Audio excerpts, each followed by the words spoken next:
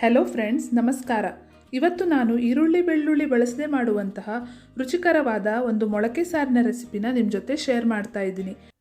Pleasure cooker ಕನ್ನಡಗೆ ಸ್ವಾಗತ. ಇವತ್ತಿನ ವಿಡಿಯೋದಲ್ಲಿ ಕೋಸ್ಟಲ್ ಭಾಗದಲ್ಲಿ ಸಾಂಪ್ರದಾಯಿಕವಾಗಿ ತಯಾರಿಸುವಂತಹ ಮೊಳಕೆ ಸಾರಿನ ರೆಸಿಪಿನ ನಿಮ್ಮ ಜೊತೆ ಶೇರ್ ಮಾಡ್ತಾ ಇದ್ದೀನಿ. ರೆಸಿಪಿ ಇಷ್ಟವಾದಲ್ಲಿ ವಿಡಿಯೋನ ಲೈಕ್ ಮಾಡಿ, ಫ್ರೆಂಡ್ಸ್ ಹಾಗೂ ಫ್ಯಾಮಿಲಿ ಜೊತೆ ಶೇರ್ ಮಾಡಿ. ಚಾನಲ್ಗೆ ಹೊಸಬರಾಗಿದ್ದರೆ ಪ್ಲೀಸ್ ನನ್ನ ಚಾನಲ್ನ ಸಬ್ಸ್ಕ್ರೈಬ್ ಮಾಡಿ. ಬನ್ನಿ ಮೊಳಕೆ ಸಾರನ್ನು ಹೇಗೆ ಮಾಡೋದು ಅಂತ ನೋಡೋಣ. ಇಲ್ಲಿ ನಾನು 1 ಕಪ್ ಹೆಸರು ಕಾಳನ್ನು ಮೊಳಕೆ ತರಿಸಿ ಸಿಪ್ಪೆನ ಬೇರೆ ಮಾಡಿ ರೆಡಿ ಮಾಡಿಟ್ಕೊಂಡಿದ್ದೇನೆ. ಇದನ್ನು ಒಂದು ದಪ್ಪತಳದ ಪಾತ್ರೆಗೆ ಹಾಕಿ ಒಂದು ಮಧ್ಯಮ ಗಾತ್ರದ ಕ್ಯೂಬ್ಸಲ್ಲಿ ಕಟ್ ಮಾಡಿರುವಂಥ ಆಲೂಗಡ್ಡೆನ ಆ್ಯಡ್ ಮಾಡಿ ಮೊಳಕೆ ಕಾಳು ಮುಳುಗುವಷ್ಟು ನೀರನ್ನು ಹಾಕಿ 10 ನಿಮಿಷಗಳ ಕಾಲ ಇದನ್ನು ಮುಚ್ಚಿ ಬೇಯಿಸ್ಕೊಳ್ಬೇಕು. ಈ ರೆಸಿಪಿನ ಹೆಚ್ಚಾಗಿ ಕರಾವಳಿ ಭಾಗದಲ್ಲಿ ಪೂಜೆ, ಮದುವೆ ಸಮಾರಂಭದಲ್ಲಿ ತಯಾರಿಸ್ತಾರೆ.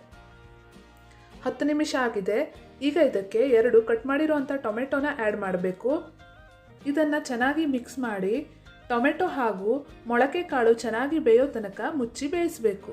ಮೊಳಕೆ ಕಾಳು ಬೇಯೋಷ್ಟರಲ್ಲಿ ಸಾರಿಗೆ ಬೇಕಾಗಿರುವಂತಹ ಮಸಾಲೆನ ರುಬ್ಕೊಳ್ಳೋಣ.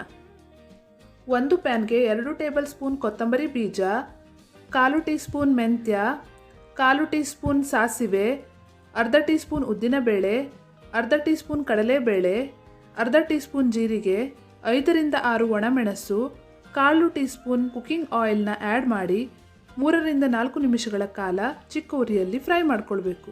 ಮಸಾಲೆ ಪದಾರ್ಥಗಳನ್ನು ಹುರಿಯುವಾಗ ಗ್ಯಾಸನ್ನು ಆದಷ್ಟು ಲೋ ಫ್ಲೇಮಲ್ಲಿ ಇಟ್ಕೊಳ್ಬೇಕು. ಈ ರೀತಿ ಮಾಡೋದ್ರಿಂದ ಮಸಾಲೆ ಪದಾರ್ಥಗಳು ಸೀದು ಹೋಗೋದಿಲ್ಲ ಹಾಗೂ ಸಾರಿನ ರುಚಿಯಲ್ಲೂ ನಾವು ಸ್ಪಷ್ಟವಾಗಿ ವ್ಯತ್ಯಾಸನ ಕಾಣಬಹುದು. ಮಸಾಲೆ ಪದಾರ್ಥಗಳು ಹುರಿದಾದ ಮೇಲೆ ಇದನ್ನು ತಣ್ಣಗಾಗಲಿಕ್ಕೆ ಬಿಡಬೇಕು. ಹುರಿದಿರೋ ಮಸಾಲೆ ತಣ್ಣಗಾದ್ಮೇಲೆ ಇದಕ್ಕೆ ಅರ್ಧ ಟೀ ಸ್ಪೂನ್ ಅರಿಶಿಣದ ಪುಡಿ, 1 ಚಿಕ್ಕ ಹುಣಸೆ ಹಣ್ಣು, 1 ಕಪ್ ತೆಂಗಿನ ತುರಿ ಹಾಗೂ ಸ್ವಲ್ಪ ನೀರನ್ನು ಸೇರಿಸಿ ರುಬ್ಕೋಬೇಕು. ಈ ಸಾರಿನ ಮಸಾಲೆನ ತುಂಬ ನುಣ್ಣಗೆ ರುಬ್ಬಿಕೊಳ್ಳೋ ಅವಶ್ಯಕತೆ ಇರೋದಿಲ್ಲ.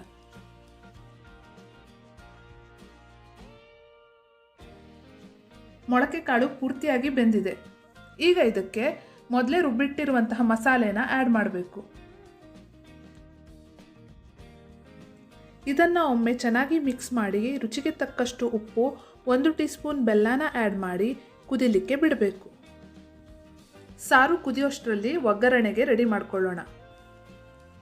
ಒಂದು ಪ್ಯಾನ್ಗೆ 1 ಟೇಬಲ್ ಸ್ಪೂನ್ ತೆಂಗಿನ ಎಣ್ಣೆ, 2 ಕಟ್ ಮಾಡಿರುವಂಥ ಒಣಮೆಣಸು, ಅರ್ಧ ಟೀ ಸ್ಪೂನ್ ಸಾಸಿವೆ, 10 ರಿಂದ 12 ಕರಿಬೇವಿನ ಎಲೆನ ಆ್ಯಡ್ ಮಾಡಿ ಸಾಸಿವೆ ಸಿಡಿಯೋ ತನಕ ಫ್ರೈ ಮಾಡ್ಕೋಬೇಕು.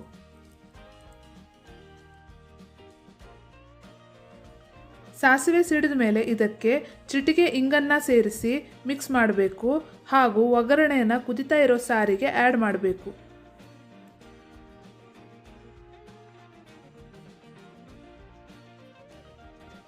ರುಚಿಕರವಾದ ಮೊಳಕೆ ಕಾಳಿನ ಸಾರು ಈಗ ರೆಡಿಯಾಗಿದೆ. ಈ ಸಾರನ್ನು ಅನ್ನ, ಚಪಾತಿ, ದೋಸೆ ಜೊತೆ ಸೈಡ್ ಡಿಶ್ ಆಗಿ ತಿನ್ನಬಹುದು. ಈ ಮೊಳಕೆ ಸಾರನ್ನು ಒಮ್ಮೆ ಟ್ರೈ ಮಾಡಿ ರುಚಿ ಹೇಗಾಗಿದೆ ಅಂತ ಕಮೆಂಟ್ ಮಾಡಿ. ರೆಸಿಪಿ ಇಷ್ಟವಾದಲ್ಲಿ ವಿಡಿಯೋನ ಲೈಕ್ ಮಾಡಿ, ಫ್ರೆಂಡ್ಸ್ ಹಾಗೂ ಫ್ಯಾಮಿಲಿ ಜೊತೆ ಶೇರ್ ಮಾಡಿ. ಚಾನಲ್ಗೆ ಹೊಸಬರಾಗಿದ್ದರೆ ಪ್ಲೀಸ್ ನನ್ನ ಚಾನಲ್ನ ಸಬ್ಸ್ಕ್ರೈಬ್ ಮಾಡಿ. ಧನ್ಯವಾದಗಳು.